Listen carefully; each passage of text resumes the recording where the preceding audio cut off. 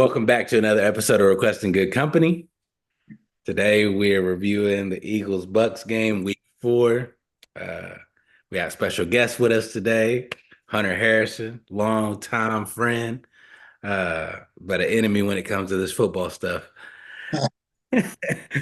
uh, Total score was 33-16. Bucks improved 3-1. Eagles go to 2-2 going into the bye week. Hunter? Yeah. I'm gonna let you start us off with that first drive, first Oh, situationship that happened to the Eagles. yeah. I didn't get to watch every play by play, so I was following it though on my phone. I saw a little bit here and there. I was in and out, but I liked it right off the bat. I saw the big rush by Rashad White, and I was like, "Oh, that's a welcome sign." Especially lately, we haven't been running the ball at all, really. And so he had like 17-yard gain right off the bat, and Mike Evans' first play of the game catch right out of the bat. So I was pretty confident we were scoring. Um, I felt like that wasn't going to be an issue at all. My biggest concern was stopping the run because I didn't know who was going to be playing. But then right before the game started, Vita Vea was active, so I liked our chances a lot better. But once we came down and had that momentum, and then I knew the touchdown was coming. I mean, I was calling it the whole way. I was like, Mike Evans is going to score, and then he did. So it was a good start, and then they kind of just kept the foot on the gas. Yeah, it got up to 24-0 at one point, and I'm questioning my whole team. But that being said, I knew that this was going to be a tough game, minus, AJ, Devontae, Lane Johnson. You got three major pieces of the Eagles out. And dealing with the team it's turned into a rivalry almost. In Yeah, my, playoff after playoff, they they get us. And, I don't know if it's the weather or I could make excuses, but I I don't. I started to wonder the same thing. Like, what is it that it's funny you see that a lot though in the NFL. I feel like when you have these out of division matchups, and for some reason or another they play a lot, and then it's kind of lopsided. One team always seems to pull it off no matter what, and that's the way it's been going in this one for a while. Last year, the Eagles won the regular season matchup. I think it was week 3, but the playoffs, the last 3. I will say in that playoffs, the last playoff game, AJ Brown also didn't play in that game. Yep. I don't know Yep. if AJ just doesn't want to play against Tampa Bay or I don't know what it is. And there was talks all week of him possibly being able to come back. And, I knew he wasn't going to come back headed into the bye week next week. But it is alarming that Tampa Bay just seems to have our number, especially them being in the same division conference as us. So Yeah. Yeah. I don't really know what it is. I mean, Jalen Hurts doesn't play well though against them. It's like that. kryptonite. Yeah. Right now, was he 1-4 now It's bad. against? Yeah. Um, yeah. I mean, I'm happy. Like, if our offense is like they've been playing well all year, but they're playing like that where they're able to score, and our defense is gonna make enough plays. Um, running that. And, Todd Bowles, he has a great defensive scheme no matter what. I mean, you know what's coming. You know he's going to pressure you and what he's going to do, but it seems to still work. But you have to be able to score, and they did today for sure. They were on. Some highlights, I think, for the Tampa Bay. I mean, you might have one of the best wide receiver duos in the league. Um, Oh, Godwin and Evans there. I they, I would never say that they're better than AJ and Smith, but it's up there. I think they definitely are better than them now. Talent wise, I Hmm. think I think that you could argue it, but longevity, like you just said, I mean, you say yourself, AJ Brown was out the last time they played. He doesn't stay healthy enough. Mike Evans has missed after his rookie year, I don't know if he's missed more than 2 or 3 games his entire career. I Chris would Godwin had a season and a half where he was in and out, but since he returned and this year being back in the slot, that cat is, I mean, he's just consistent. I Both would of them. I would say that Devontae Smith is pretty consistent. The first game, this is the first game he's ever missed, and that Yeah, was because of a concussion that yeah. still seemed to me to be a dirty play. You know, but AJ wise, I don't. He doesn't like miss long stints though. That's the problem. It just seems like every time the Buccaneers are getting ready to play, it's like, hey, I might need to take a break. But I do think in for our future in the long run, it was good to rest him. We have a bye week next week. Hopefully he'll be back for I think we play the Browns or some Bobo team. Browns and Giants. So No, that's good.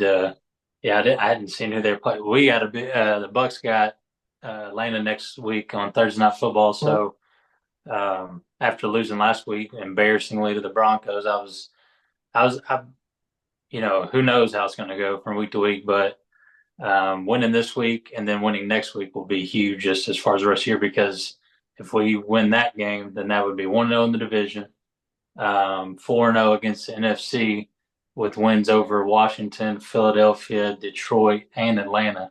Four, well, I mean, Washington more than likely is not a playoff team, but right now they're 2-1. So um, I know Arizona scored like first drive and they'll probably win today. But either way, three playoff teams: Atlanta, Philly, and um, Detroit potentially. I mean, so it's a it was a big win for them just to kind of keep that momentum going. And then playing on a short week, playing Thursday night football, that's going to be big if we can win a division game after Atlanta coming off it is it's I do like that the season is so long and I do like getting our bye over with.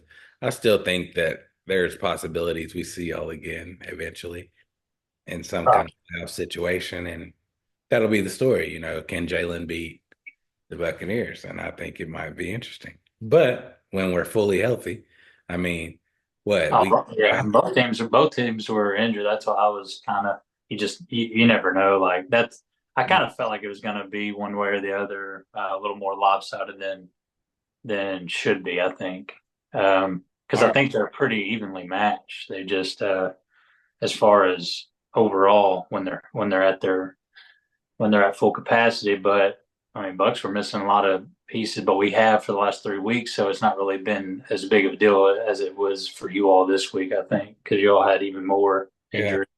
three out of our offensive line, Yeah, uh, and our two main targets really besides, Saquon and Goddard.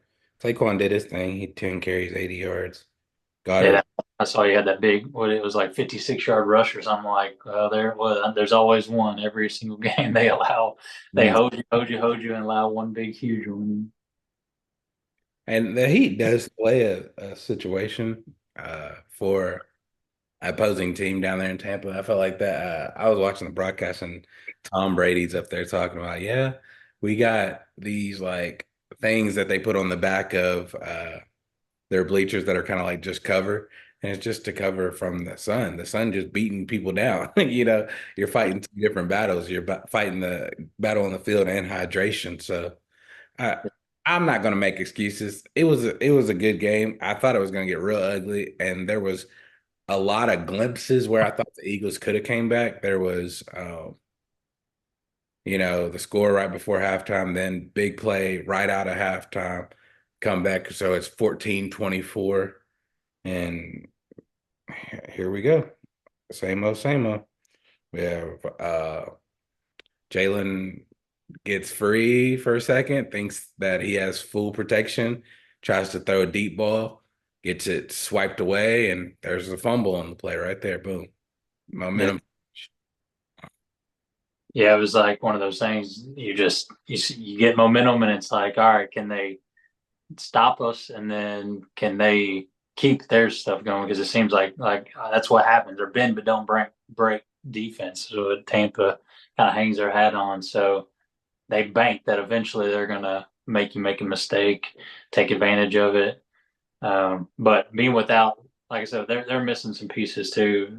Vita Vea coming back, that he's a beast, but Antoine Winfield Jr. is one of my favorite defenders, and that's saying a lot from being a Tampa fan for so long. But he's just, I mean, he's great, and we haven't had him for 3 weeks now, so I was kind of worried on the back end. But without without Smith and Brown, I'm like, oh, it's not as big of a deal this week as it would have been. But anyway, usually he's the one knocking those fumbles out, making the big play when we need it. So somebody had to step up. But we had what, 5 sacks, and that's Yeah, the story. that's Oh, you didn't have what did you didn't have 5 sacks in the first 3 games. And yeah, then trying to have 5 sacks yeah, in a game against our offensive line, who's supposed to be one of the best in the league, but you're down 3 of the 5. That's a totally different line, in my opinion. But it just makes for an interesting story. Eventually, I mean, we're going into the bye week. That's all I can say is we're going to get it together. I would like to point out the like just looking back at like ESPN and looking at the game how it played out. First series Tampa Bay touchdown, Eagles punt. Second series Tampa Bay touchdown, 14-0. Next series Eagles punt, Tampa Bay punt. Good, we finally got stopped. Next series, oh, that's when that malarkey play. There was a malarkey play where Tampa Bay punts. Cooper DeJean, our rookie, tries to catch it, and our gunner pushes the player into him. yeah. I So didn't get to see what happened. I was curious. I just saw the update that they fumbled a punt. I'm like, oh, that was bad. That was giving a point. Yeah, pretty much giving you the ball. But yeah, we stopped y'all after that, and it was a field goal attempt. So it was 24-0 at that point. Getting ready to go into halftime, 5 minutes left. We get a score, 7-24. Go into halftime. yeah. Like right before that, once they scored right there, and then it was just kind of quick possession, back to back to back. I was like, if they could, you know, once they scored that one, and then you got a quick stop, and then y'all had the ball and made a little bit of progress, and then you just had to punt it again. Then we had to punt it again. I'm like, real quick after those long drives was kind of weird. But I was comfortable. Like I said, once we made 3 scores, that's where I was like, all right. But the first two, I wouldn't like. This don't mean anything, you know. But that third one, and then getting it to 24, so it kind of gives you a little breathing room, and then getting a stop before halftime was big because when y'all scored the one, I kind of come to learn like another one was coming. So I expected y'all at least to get another three. They didn't. Um, Oops. but Many a times in this game where I was just looking and I was just like, there's so many chances for us to come back. And we're just not going to because we don't have the things we need to. Our defensive line doesn't give the pressure it's supposed to. Our interior D line, Jalen Carter and Big Davis, are supposed to be elite. Jalen Carter showed that last week that he was good. But I mean, it's just not the pieces are there. It's just not coming together. Slay's playing like trash. CJ Gardner Johnson's out here trying to murder people in hits and not actually just make a tackle. We missed so many tackles in the first half that it's like almost unimaginable. yeah, Yeah, I'm just like, yeah, I seen a few different times, and I don't know how serious it was, but injury wise, I saw like Slay went down for a play or was shaken up or something. And these are just me reading it. Saw, I think it was Jalen Carter or Davis. One of them went down for a minute. CJ Gardner Johnson went down. I'm like, sheesh, Um, every I, time those updates of like a possible injury or whatever on the play by play, I'm always worried it's going to be us the way it started off. But you all, it was definitely these teams. Like I said, like we both said at the beginning, they're not what they're going to be at the end of the year. Is barring they don't keep getting injured. So it'll be interesting. It's still so early. I It think does. the Buccaneers are not like a hated team by most Eagles players and most Eagles people. I will say there is one player in their team that I absolutely despise, and It's, it's Baker. I just can't get with him. He I makes like me them. so mad.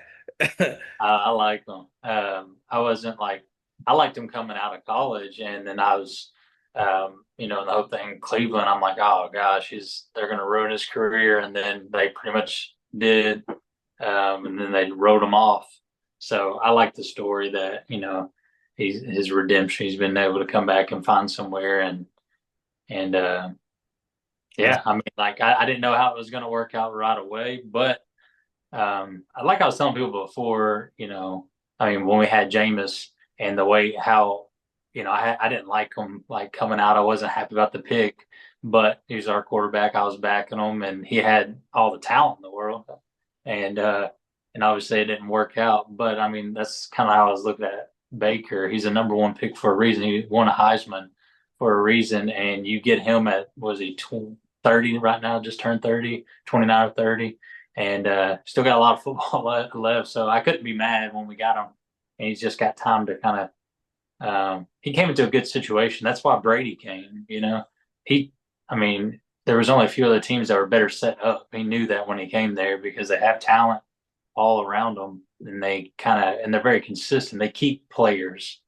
Um, they try to build them. And they draft pretty well, and they that's one thing I do like about them. So I'm happy with them. But yeah, I don't have a lot of hate for any players on Philly either. Like I always kind of I like to watch. I like their style of play, and I like to watch them play. But I don't know. It's just I know in the past I used to hate them when I was early on Bucks fan, and we went to the playoffs 4 straight years and lost to them 4 straight years in the wild card game. I'm like, what is going on? But we got y'all back when it mattered. yeah. So Rondé sealed the deal. I'll never forget that. That was one of that pick six to send us to the Super Bowl. It was Hmm. first, but yeah, they've kind of like you said, they're like a rivalry. They played in the playoffs alone. I haven't looked at the numbers, but I mean, right there, that's 4, 8, at least 8 times they played in the playoffs in the last you know 20 years. That's, That's that's insane. that's pretty crazy. I think with going back to Baker, the only things I really don't like about him is he's decent player. Like, but like he'll run for 10 yards and you'll think he's like Lamar Jackson out there running. Like, Yeah, like what? I don't know. He gets me. yeah. Then to find out y'all had Sterling Shepard on your team as well, that was Well, we just got him back because so I didn't know that until because he when we signed him in the offseason, I'm like, oh, that's smart. He's I always like watching him play before, and I thought he was pretty much done. And then I saw we signed him, and we needed it because we lost Russell Gage, and we needed some depth and experience. I know we got Jalen McMillan, and then in the draft, and then we got Trey Palmer, who you all know from last year's playoff game that he's got all kinds of talent. Um, so yeah. I'm like, all right, but we need somebody else with that can be that guy if we have an injury. Well, um, the rookie, McMillan, he's out. So that's what they did. They brought him from the practice squad, I'm assuming, or re-signed him and put him in, and he contributed right away. He had 2 or 3 big plays I saw today. So It's kind of like those in fantasy football they'll say like boom or bust. I mm, feel a lot of teams prepare well when it comes to like injuries and stuff. And this whole season of NFL so far, just 4 weeks in, has been nothing but injuries left and right. yeah, Uh, I will say that the Eagles, I mean, we prepare for stuff like that, but it just seems to never work out for us. Like I can only think of one time where a backup actually did something for us, and that's Nick Foles. So I I appreciate that, but like we have all these receivers. We got John Ross, that he was like drafted at 9 from Cincinnati, like fastest 4.2 in time and so long or whatever. And he's nuts. yeah, Like yeah. I thought Jahan Dotson, that pickup y'all got this year. I thought, man, that's going to be a that's great the fit. key. They need somebody else, and he kind of, I mean, seemed like it would be complementary football to Smith, Brown, and Goddard. Yeah. But and then with Barkley, I mean, you look at them on paper, and it's like, oh, they got everything you need and where they need it. But it's going to take some time, I think. I think they're. I think.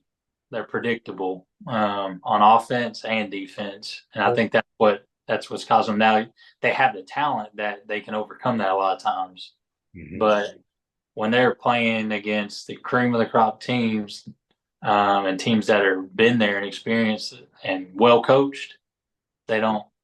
I don't know. They don't get it done like I think you all should be. In my opinion, I don't know. I'm not. They're not like feared. I'm not feared of playing them.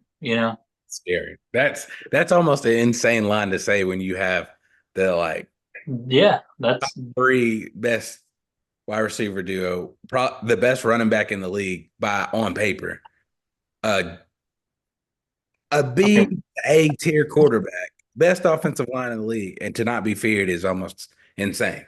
yeah, that's. I mean, I'm not exaggerating. The playoffs here, like it's just like you should be. There's a few teams and a few matchup places. It's like, man, they're dangerous. You don't want to play them because of this or that.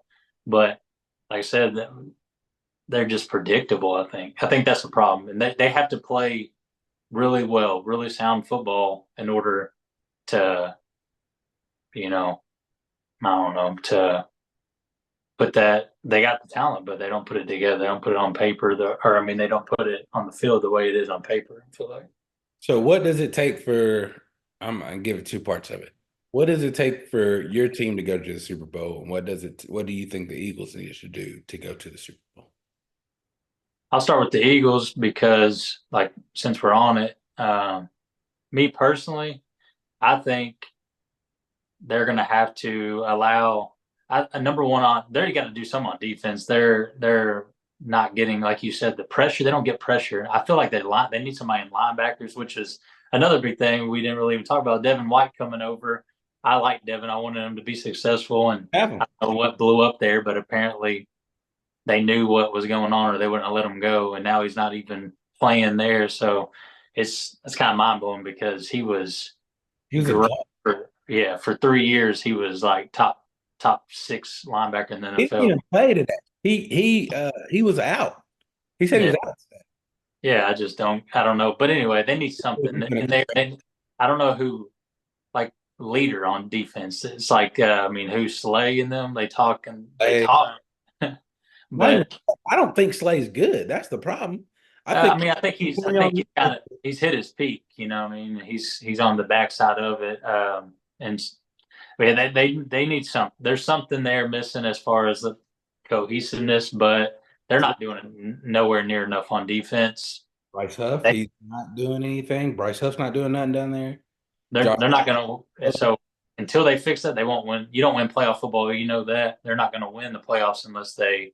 I don't care if their offense does click the way because it'll get going. Barring they don't stay injured and they get that, they're gonna score. I mean, they literally have top five at any position when they're the best when they're playing. When they're playing what they're capable of. Um, but I think defense, if they don't fix that, they won't. They won't be. No one will fear them. Like I said, matchup wise, who they gonna? I don't know. I don't know. I don't know. Tampa, I think. I think their defense is good enough. I think they got a Super Bowl contender defense when they're healthy. Um, Offensively, we have to get better on the run game. We have bits and pieces here, and we have talent, but also we have some injuries on the offensive line. But I think that they're going to get better and better and better. We got a rookie center, and he's good. Tristan Wirfs is the best tackle in football. I don't care what anybody says. He's the best. He's the best. He's playing left tackle for the first time in his life, and he's already top three best left Lane tackle. Johnson still plays. Do Just what? Lane Johnson still He's plays. not even better than Trent Williams. He's not even. It's Trent Williams. It's what everybody would say. It's Trent Williams, Lane Johnson, Tristan Wirfs. But Tristan Wirfs is younger than both of them, more athletic, and can play both sides all day long. In my opinion, I think he's the best. Um, but I think that our offensive line coming together and and I mean honestly, I think that's it. Running the ball. If we can run the ball where people actually fear Baker, and we don't have injuries, I think they can make it to the Super Bowl and contend. Um, I mean, that's really. I mean, I don't know. I feel like the NFC is so close that it doesn't take a lot. It's about staying consistent and healthy. And if you got the talent and the pieces there, which both of those teams do, both of them could make it to the Super Bowl. Um, but it starts up front with both of them, I think. Defensive line for you all got to get better. Your defensive front seven for sure, and then ours is more of our offensive line and run game. If we can keep that going, we got the weapons everywhere, just like just like you all. Like, what do you think? What do you think it would take? I agree with both. Our offensive play calling for the Eagles needs to get, you know, I wouldn't say more tricky, but we do the analytics a lot. But at some point, you have the best running back in the league, and he goes for an 80-yard run, and the next series we go for empty plays. We're in the empty backfield for the next three plays. It just doesn't make sense to me, It's almost especially. like they try to be. It's almost like they try to go away from. They're like the Cowboys on in ways. Like they do something that works, and they do something completely different for just to try it. Like But you try it one play. You don't try it three yeah, consistent three yeah, and out. like we're gonna do that for this drive. We're gonna run a different offense. I don't understand That that. doesn't make sense to And it me. doesn't. It's not going to work out, especially in games when you're not like. I can understand you're blowing somebody up by 30 or something like that, but when you're in close games and you try to just go against what's working, it's almost like there's a couple of times with their play calling and stuff. It's like reminds me of playing a video game. It's like you get bored and you want to see if you can, Of the you Hail know, Mary. yeah, can I run this kind of play just to see if it works like other people do, and instead of like you said, run the ball, let Hurts be mobile, move the pocket, let him roll out, let him do his thing, take the shot, use your underneath. But I don't The know. second thing offensively is Jalen has to protect the ball.